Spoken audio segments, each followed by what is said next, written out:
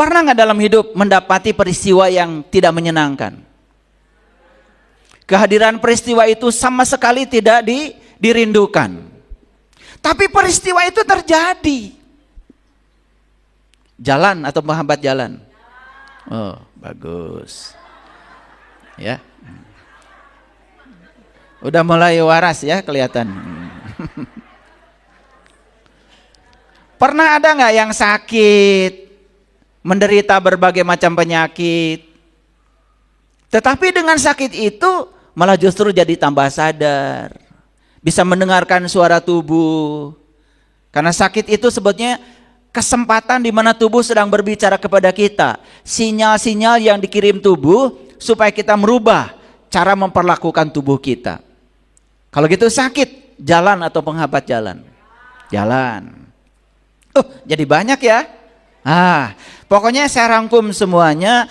Ternyata semua yang disebut dengan penghalang jalan oleh kita selama ini, justru itu adalah jalan. Yang namanya jalan itu dibuat tentu saja untuk mencapai tujuan. Dan tujuan kita adalah Allah. Dan saya sering berulang kali mengatakan di kajian-kajian saya, terkadang Allah itu menunggu di tempat yang kita tidak suka. Dan banyak orang yang tidak jadi bertemu dengan dia, karena begitu mendapatkan jalan yang tidak disukai, kalian tidak mau melewati jalan itu. Padahal dia sudah menunggu di ujung jadi jalan itu. Saya banyak mendapati ilmu lewat konsultasi. Saya membuka konsultasi pribadi dan antriannya banyak. Saya membuka konsultasi pribadi itu ternyata luar biasa. Saya dikirimi ilmu oleh Allah lewat orang-orang yang konsultasi ini. Jadi orang-orang yang konsultasi sama saya ini adalah guru-guru saya. Mahal itu. Mahal. Ya. Contoh. Ada satu keluarga ditinggalkan ayah ibunya. Anaknya banyak. Kemudian ayah ibunya itu karena anak-anaknya masih kecil menitipkan hartanya itu kepada seseorang yang dipercaya saat itu oleh ayah ibunya sebelum meninggal. Begitu ayah ibunya meninggal, ini anak-anak ini, setelah hartanya diserahkan sama orang yang dipercaya ini, lalu semua harta yang dipercayakan pada dia itu habis dimakan sendiri. Dan tidak peduli pada anak-anak yang ditinggalkan ini. Dan anak-anak ini jadi merana. Karena hartanya dirampas oleh orang yang dipercaya itu. Tetapi dalam perjalanannya, anak-anak ini menjadi hebat-hebat. Menjadi kuat-kuat. Bahkan salah satunya adalah konsultasi dengan saya. Setelah cerita semua masalahnya, akhirnya orang ini mendapatkan pengetahuan baru dari saya. Dan yang pertama dia katakan, saya bersyukur bisa ketemu dengan saya, katanya. Saya bersyukur bisa mendapatkan kajian-kajian yang seperti ini, yang mengubah sudut pandang saya. Lalu saya balikan, apakah kamu akan mendengarkan kajian saya kalau kamu tidak ditipu oleh orang ini? Agak lama itu. Pikir dulu. Untuk jujur itu agak lama. Akhirnya dia mengakui, betul kalau begitu. Jadi orang yang menipu keluarga kamu ini jalan atau penghalang jalan? Jalan. Saat itu juga dia membebaskan dirinya dari dendam. Saat itu dia tidak melihat orang ini sebagai pengkhianat lagi. Bahkan dia mau cari orang itu dan berterima kasih. Karena gara-gara dia menemukan ilmu yang agung dari Allah. Kalau saya ceritakan nih, semua konsultasi yang datang pada saya, di kajian ini semuanya, habis nanti ya waktu kita. Satu aja contohnya. Dan masih banyak contoh yang lainnya. Sampai sini clear? Oke. Mulai bisa mengerti judul ini? Oke, Baik, kita lanjut. Para sahabatku, hidup ini pasti dualitas kan? Pasti dualitas. Ada orang yang memuji kita dan pasti kita senang.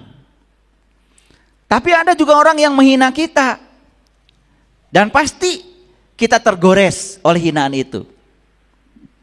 Apakah Bapak Ibu bisa menciptakan semua orang harus memuji Bapak Ibu? Gak bisa kan?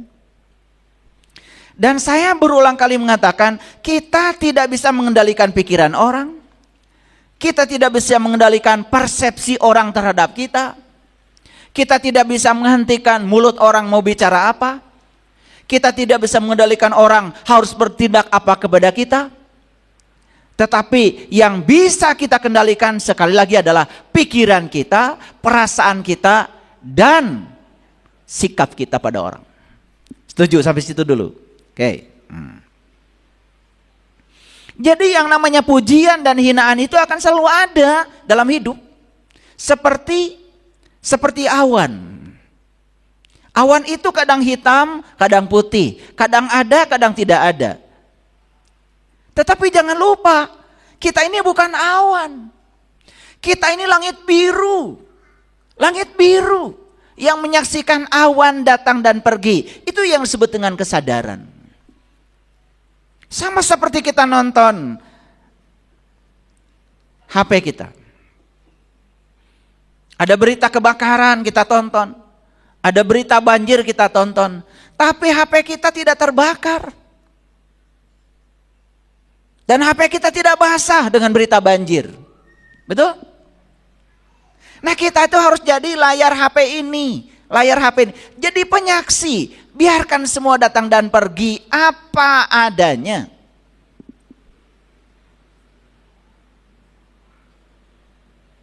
Ibu cantik sekali.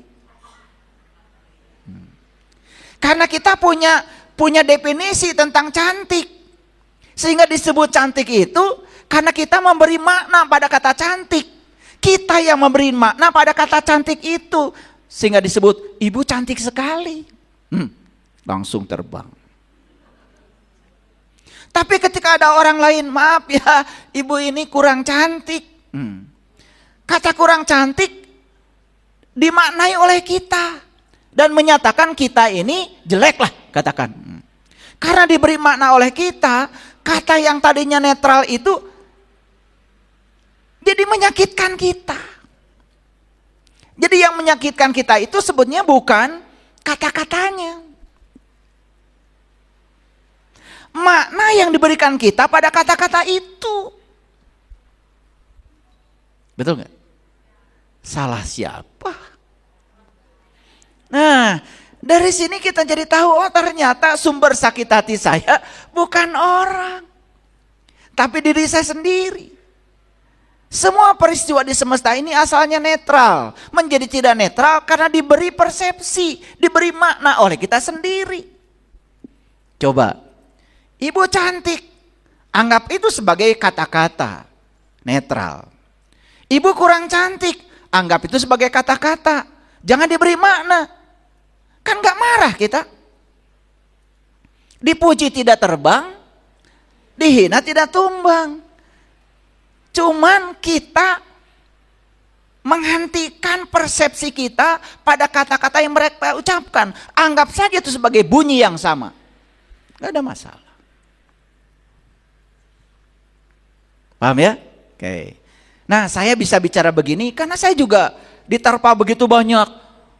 Ya, ada yang berterima kasih, ada juga yang menghujat saya. Alhamdulillah. Dua-duanya bagus buat saya. Tapi saya tidak pernah mau mengizinkan yang menyanjung saya, yang menghina saya, tidak mau saya izinkan mengganggu kedamaian batin saya. Saya anggap itu adalah gangguan kecil yang tidak patut untuk diperhatikan. Karena kalau diperhatikan jadi kecentilan. Dan mereka merasa berhasil mengganggu kita.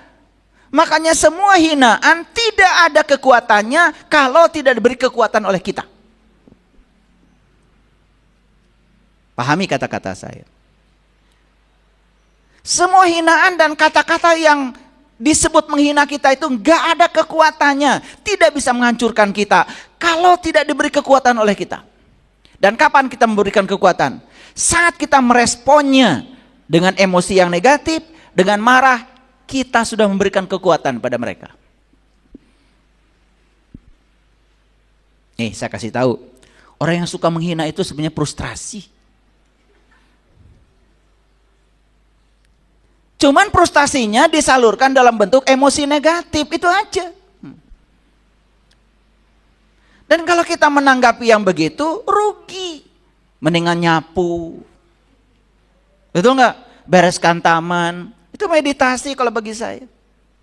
Saya kalau habis makan, saya cuci piring sendiri. Dan saya tidak mengapa beban. Karena apa? Sambil mencuci piring, saya menikmati bau sabun. Saya menikmati tangan saya bisa menyentuh piring. Saya menikmati air yang mengalir. Saya imajinasikan saya sedang membersihkan jiwa saya, emosi saya lewat cuci piring. Habis cuci piring, lega.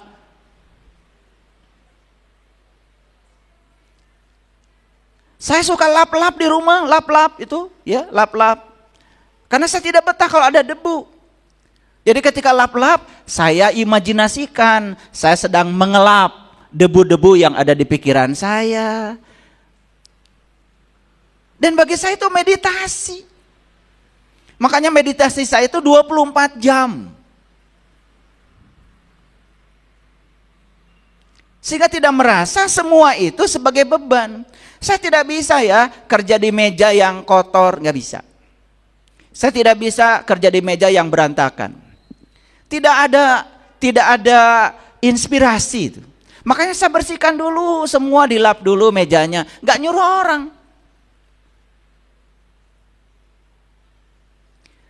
Ada riset yang bagus ya. Kalau lingkungan kita berantakan, ternyata lingkungan yang berantakan mempengaruhi pikiran, sehingga pikiran kita menghasilkan hormon-hormon yang tidak produktif, yang disebut dengan hormon-hormon kortisol. Tapi ketika lingkungannya itu bersih, tertata rapi, ternyata pikiran kita itu menghasilkan hormon-hormon yang produktif. Sehingga ketika lingkungan bersih itu menunjang pikiran kita.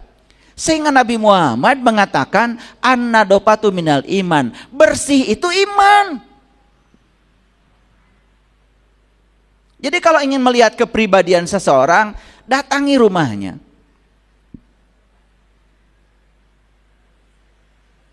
Datangi aja rumahnya.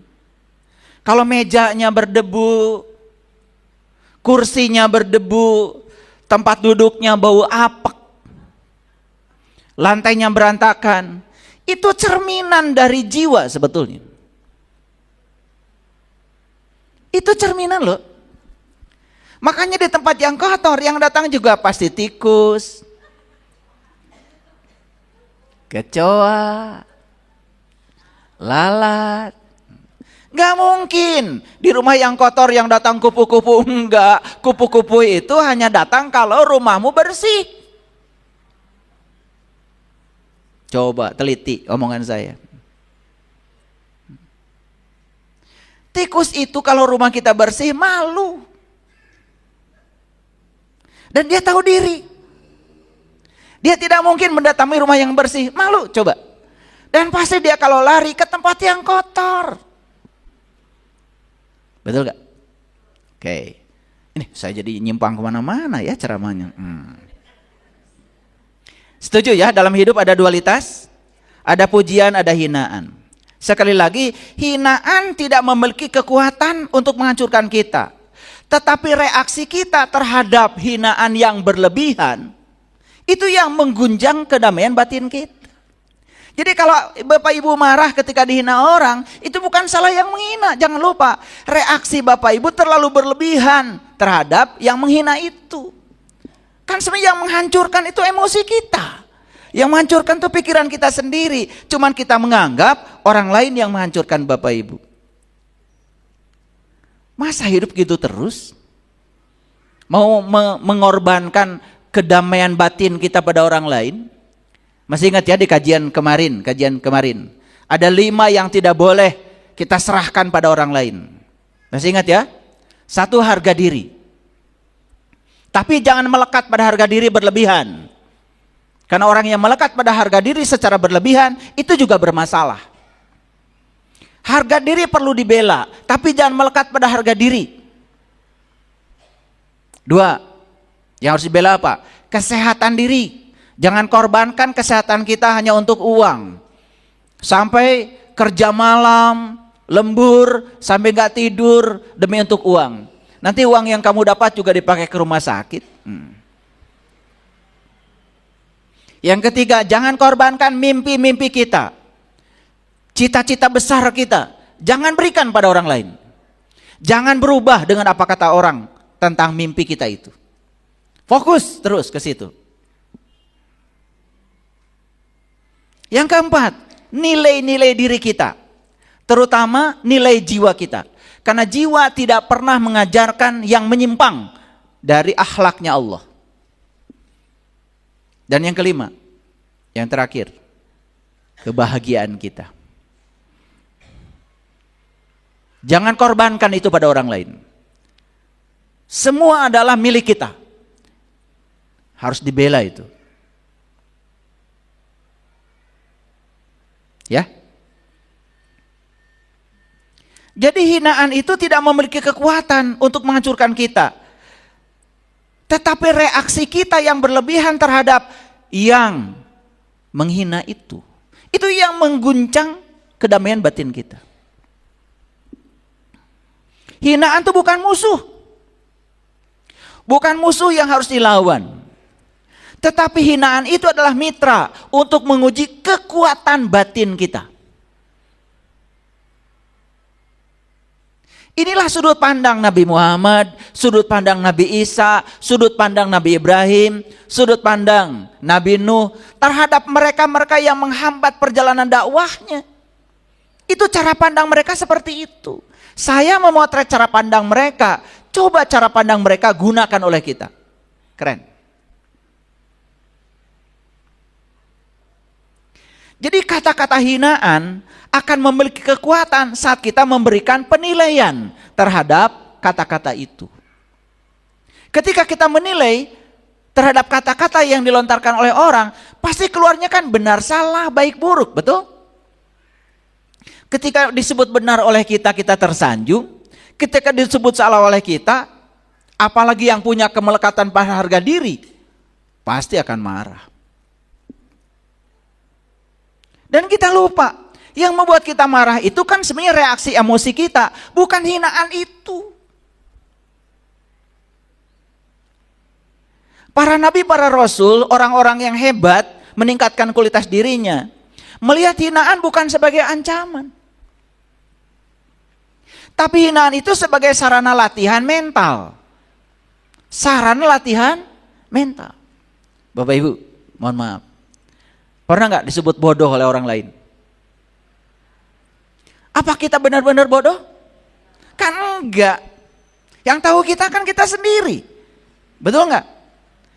Tetapi ketika kata bodoh itu diizinkan dan diberi kekuatan oleh kita, itu yang menghancurkan diri kita.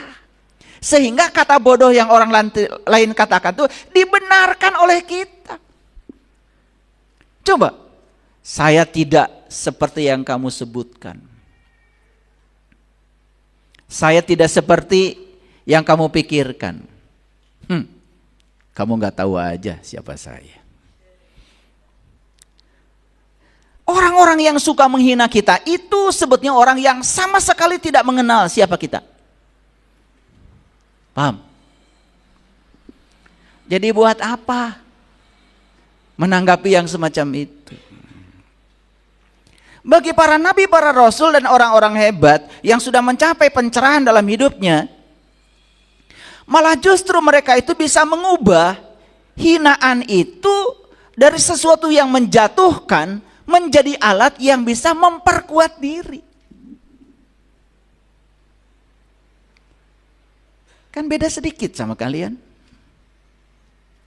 Begitu dihina langsung jatuh aja. Dan kita menganggap jatuhnya kita oleh hinaan orang. Padahal dijatuhkan oleh kita sendiri.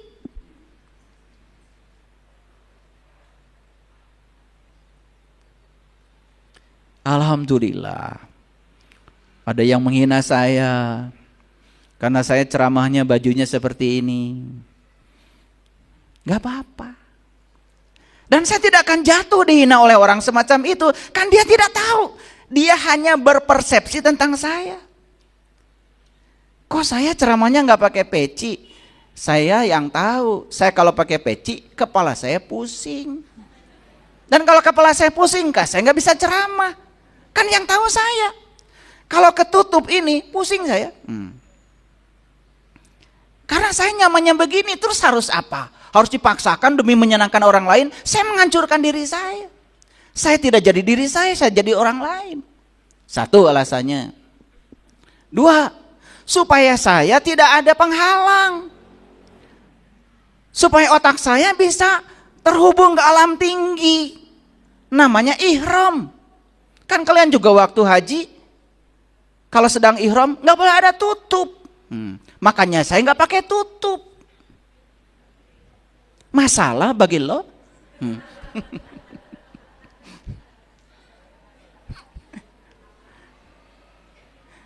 Makanya kalian tuh jangan gampang komentar sama orang. Yang tahu orang itu sendiri. Kan saya belum pernah ditanya kenapa saya ceramah nggak pakai peci. Tahu-tahu dihujat aja. Ya alhamdulillah. Saya nggak akan pernah jatuh. Dua.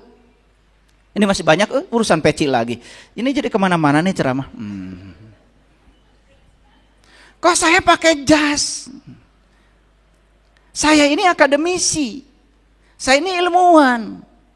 Saya terbiasa di kampus kalau berbicara yang akademis itu pakai jas. Saya hanya ingin mengenalkan diri bahwa ceramah saya menggunakan pendekatan ilmiah karena saya akademisi. Terus apa masalahnya? Kan kamu nggak tahu saya. Itu ustadz dari gereja mana? Oh, saya juga tidak pernah mengatakan saya ustadz. Saya hanya seorang penyelam yang membagikan hasil selam saya. Kali aja mutiara di tangan saya berguna. Anda mau dengar? Boleh. Nggak juga tidak ada paksaan kok. Saya tidak pernah memaksa Anda harus mendengarkan kajian saya. Di ruang publik itu kan orang punya pilihan. Betul nggak? Kalau tidak setuju ya jangan didengarkan gitu aja kan. Matikan aja kalau saya sedang ceramah. Sesederhana itu kan sebetulnya. Paham? Nah, kita ini sering pakeu. Tidak punya pengetahuan tentang orang tetapi membahas orang. Hati-hati ya, ini kebiasaan kalian. Bagi para nabi, para rasul dan orang-orang yang hebat, hinaan tidak jadi alat untuk menjatuhkan dirinya.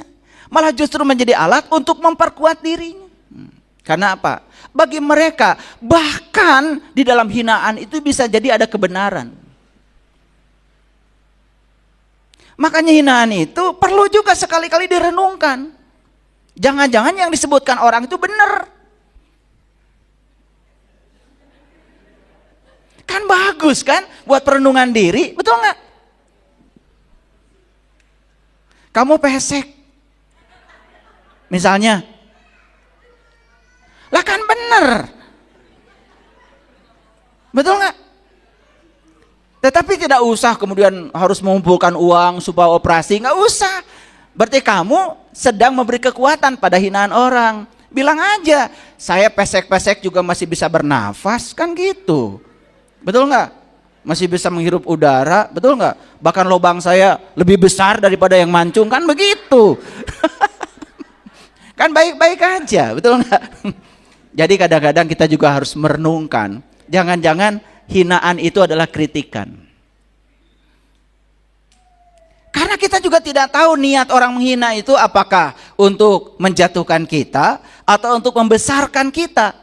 Kan kita juga tidak tahu.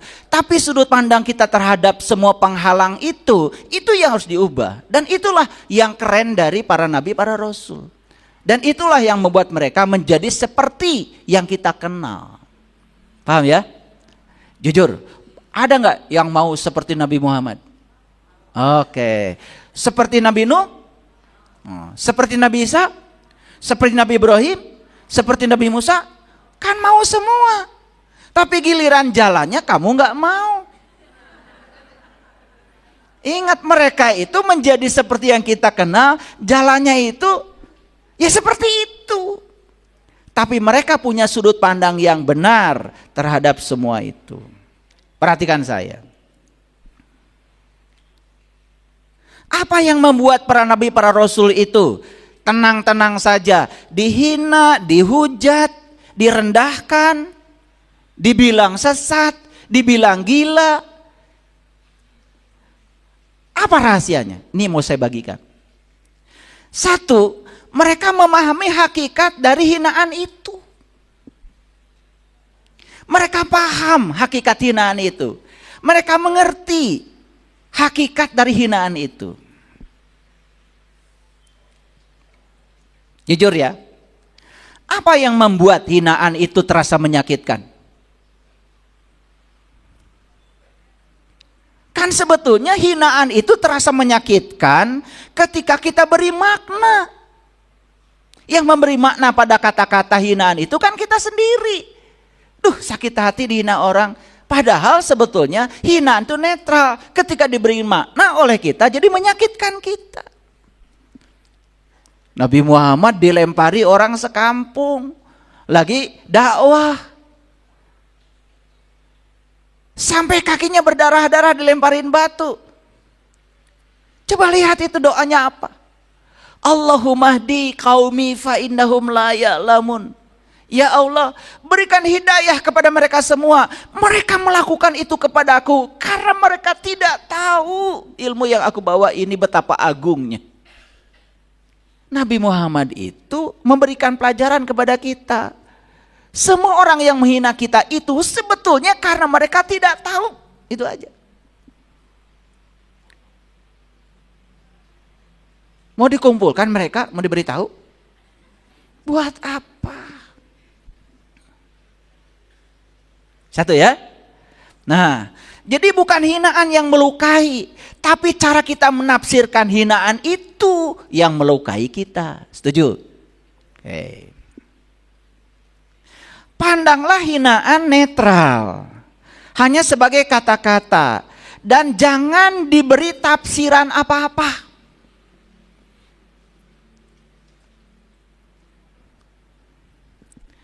Karena si penghina itu akan senang jika kita marah. Si penghina itu akan senang kalau kita bereaksi negatif pada hinaan dia. Dan dia akan senang kalau melihat kita hancur. Ayo perhatikan saya. Kalau kita hancur dengan hinaan orang, senang gak si penghina itu? Senang karena memang tujuan dia itu. Tapi kalau kita tetap kuat diperlakukan apapun, lama-kelamaan dia kehilangan energi untuk menghina.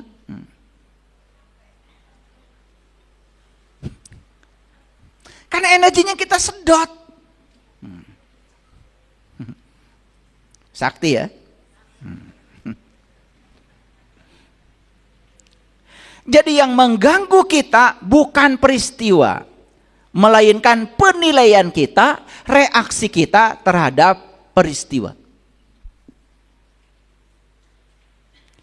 Keterikatan harga diri, keterikatan kita pada harga diri kita secara berlebihan, apalagi merasa kita ini manusia paling terhormat, saya tokoh, saya siapa, awas. Keterikatan kita pada harga diri itu yang menyebabkan kita mudah terluka. Awas, kalau dengarkan kajian saya harus cerdas. Kita harus bela harga diri tanpa kemelekatan kita pada harga diri. Paham ya? Jadi membela harga diri bukan urusan orang, urusan kita. Kita mau berharga, tidak berharga, itu urusan kita. Tapi kalau kita punya kemelekatan pada harga diri, kita ingin orang lain selalu menghargai kita. Stop. Ya. Nah, jadi mulai sekarang Bapak Ibu sudah tahu ya ilmunya.